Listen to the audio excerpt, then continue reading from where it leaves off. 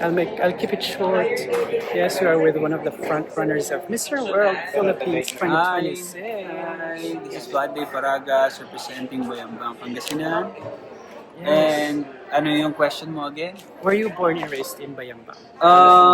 I'm born and raised in sa Pasig City. So before I represented Pasig when I was competing Mr. sa Pilipinas. Mm-mm. But now Yun yung since bago mag-pandemic, no? Right before mag-pandemic. pero pag ganon-ganon na rin kasi ako from Pangasinan to Pasig, Pangasinan to Pasig kasi yung father and mother ko sumasama lang din ako pag nagbabakasyon sila sa Pangasinan. So both parents are from Bayambang? Or? No, my mother is from Pateros, then my father is from Bayambang. Tell us about Bayambang.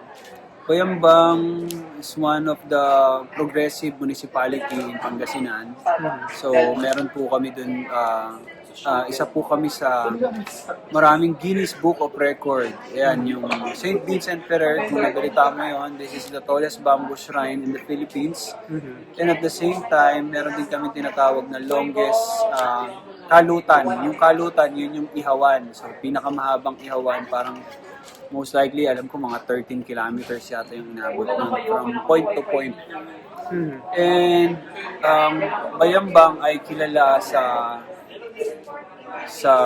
sibuyas. And marami pa kaming tourist spot doon, kagaya ng mga binubuo ng aming mahal na mayor and aming Satom na si former Mayor Cesar Quiambao at si Mayor Nino Jose Quiambao. Meron kami doon parang... Nino Jose. Yes, meron kami dun parang BGC of the North na tinatawag, which is binibuild pa lang siya ngayon, and meron din kami dun parang EK. So isa yun sa mga progressive na tourist spot sa buong Pangasinan. Okay. And as you mentioned, nirepresent mo na ang Pasig sa national pageant dati. What made you decide now to join Miss World? Nirepresent mo rin ang Pilipinas internationally. Yes. So what made you decide na try naman ang Miss World Philippines? Kasi I'm almost 1 decade na sa pageantry. This is my bread and butter since when I was a kid. How old are you? 27. So I started joining competition when I was 17. And then, isa talaga sa pinaka nilook forward ko and ina-eye kong competition is Mr. World. Pero before, parang hindi pa kaya ng lakas ng loob dahil malalakas talaga yung sumasali ng mga Mr. World. Hindi ko talaga kaya. Since ngayon, siguro, marami tayong na-experience sa buhay. Yung experience na yon ay naging motivation ko para maging motivated to join Mr. World Philippines. Kasi alam ko na yung purpose ko sa pagsali ng competition. Isa sa mga main elements ng Mr. World ay Beauty with a Purpose. Yes. Tell us about your Beauty with a Purpose project. Since before pandemic, meron na kami mga charity na ginagawa together with my brothers and sisters. Shoutout sa kanila, yung isa kasi nasa UK na, si Kuya Lester, si Kuya Jolo, and yung ate ko, si Ate Hysin. Dati pa kami gumagawa ng mga kawang-gawa na charity na ginagawa namin sa iba't ibang lugar sa Manila. Sometimes kasi we don't post it on social media kasi nga syempre pag tumutulong ka parang minsan ayoko na kasing i-post, parang nakakahiya din na tumutulong ka lang ba for the views, pero syempre kung mag-generate ka ng income para makatulong ka ng more, pwede mo na siyang gawin ngayon kasi iba na yung mindset ng tao ngayon eh. As long as gumagawa ka ng content na nakakatulong ka sa tao tapos nag-generate siya ng income, tinutulong mo rin naman sa tao, good yun. Before kasi hindi ganun ang mindset ng tao eh. Pag pinost mo, pinicturean mo, binidyohan mo, yung pagtulong mo, feeling nila nang-aabuso ka ng tao. Right. So ngayon, nung nagkaroon ako ng funds, nagkaroon ako ng ginamit ko yung sarili kong pera para makapag-produce ako ng mga event na makakatulong sa mga kabataan. What is that? Yung mga, actually, naggawa rin ako ng sarili kong pageant. Nag-franchise din ako. So, I'm the owner of Mr. and Miss Philippine Youth Bayambang. Yung mga iba nga nagugulat kasi edad ko yung mga candidates. And also, nung nakagather ako ng funds coming from my friends, nag-produce din ako ng Miss Gay. Wow! Which is para sa mga... Sa Bayambang din ito? Yes, sa Bayambang din. For entertainment naman yun, kaya ako ginawa yun. Lahat ng candidates na popular in Philippines, especially sa trans pageantry, dinala ko sa Bayambang. And also, I produce inter-barangay yata tawag doon sa volleyball. So lahat ng barangay sa amin, naglagay sila ng mga team ng volleyball players para maglaban-laban. Tapos yung nanalo, pinalaban natin sa regional. Okay. So, based ka na ngayon sa Bayambang? Or... So, naka-base ako sa Bayambang pero currently nandito ako ngayon sa Manila para sa competition and may mga inaayos lang din ako for the business. Okay. And as you know, hindi lang yung main title ng Mr. World Philippines 2026 ang at stake. I think meron pang 6 or 7 other titles. I think 6. 6. So, kung hindi yung main yung ibigay sa ibang titles, game ka ba na i-represent ulit ang Philippines internationally pero hindi sa Mr. World? Okay lang naman. Kung ngayon naman talaga yung pinagkaloob and siguro kung ano naman yung ibibigay ng organization, as long as ginawa mo yung best mo at nakita ka nila ng potentials, parang it's just like they suggesting you na dito ka talaga sa competition na to. Kasi kung let's say 20 lang kaming candidates, tapos ang mananalo, ang title is 7. 7. So, meron kasi dyan yung mga mukhang teen, meron din dyan yung mga mukhang matured. Ito mukhang teen.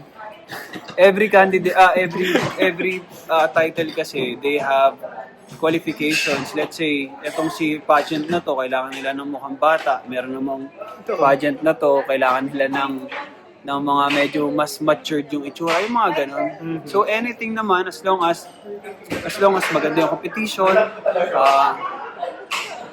maayos naman yung competition, maganda yung dealings with organizations and to other organizations. Kasi, alam mo, I've been competing pageantry nga since almost a decade now. So I competed to international.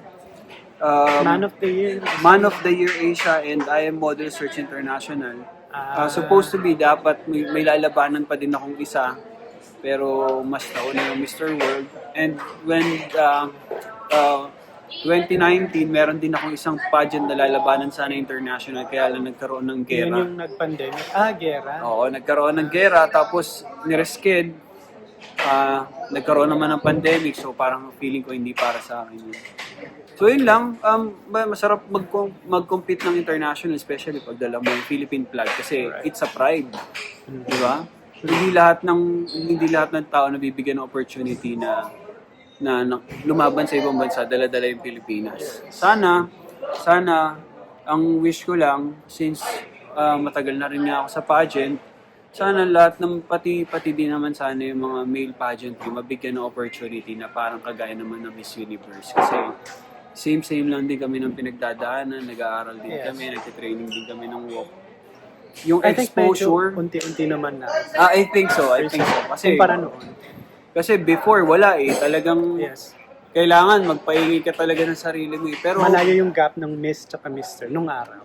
Kasi saka parang sa Olympics na, yung tawag doon, yung nagpa-powerlifter. Kumbaga ganun. Same lang din kami ng pinagdadaanan yan. It's just indifferent.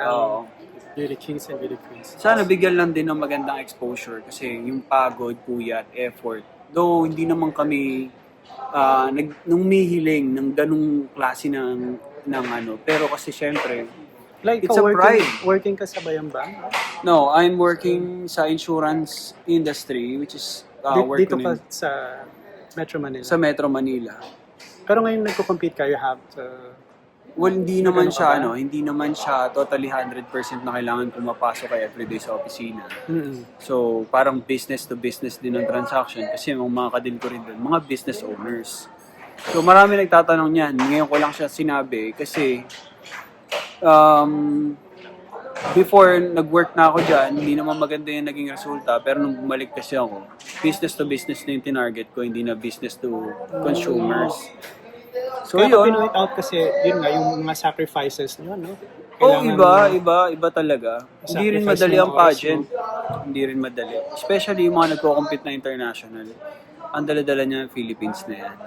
So bigyan natin ng magandang support. Even yung magko-compete pa lang sa Philippines. Eto, kagaya nito, Mr. World. If you have a time, please support Mr. World Philippines 2026 sa Newport Theater, Manila.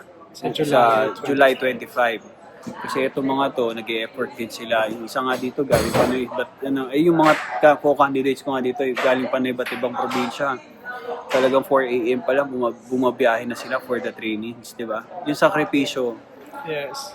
yung sakripisyo, yung pagpupursige, may kapalit naman yun na magandang resulta. Kaya sana, yun lang.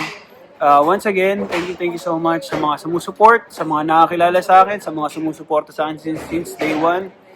Maraming salamat po sa inyo. Sana hindi po kayo magbago. And lahat po na nakikita ako sa social media na sumusuport sa akin since day one. Lagi lang din po ako nakamatsyag at palihim na pumapalakpak po sa inyo. Yun lamang. Thank you so much. Nasagot mo lahat yung mga itatanong. Yun, Van Dave Lopez Paragas representing Bayambang, Pangasinan, Mr. World Philippines 2026. Nga pala, bago tayo matapos, if you have a chance, please try niyong bisitahin yung Bayambang Pangasinan para makita niyo yung mga tourist spot doon na magaganda na talagang pinagmamalaki ng Bayambang. Which is yun talaga yung mga ginawa ng aming mahal na mayor. Mayor ninyo si Kiambao and of course sa ating satong former mayor Cesar Tirado Kiambao. Yun lamang po. God bless you all. Ingat po kayo palagi and I love you all po. Ito, pinagmamalaki ng Bayambang, Van Dave Lopez Paragas. Thank you. Thank you so much. Picture na lang, please.